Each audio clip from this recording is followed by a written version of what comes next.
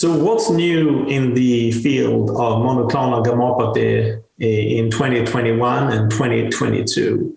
I think we are at a tipping point, probably moving from measuring disease burden, looking at higher levels of monoclonal proteins, higher levels of light chains, more plasma cells that you can count with your eyes in the microscope, all those things.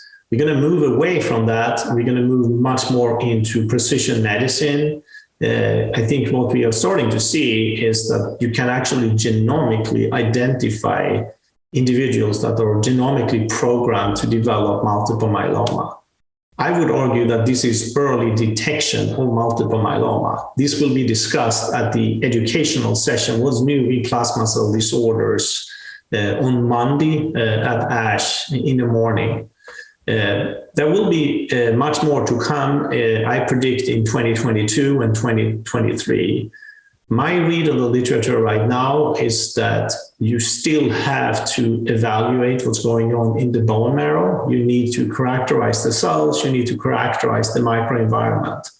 I think it's premature to only study the blood at the current time, but I do think that correlations between these investigations of the bone marrow with the blood will be obvious improvement from a feasibility perspective.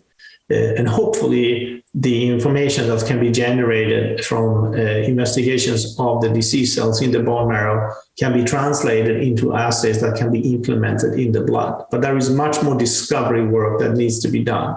And the discovery work has to be centered both around the plasma cells and the microenvironment. But the future looks bright, and I think we will be able to crack the code.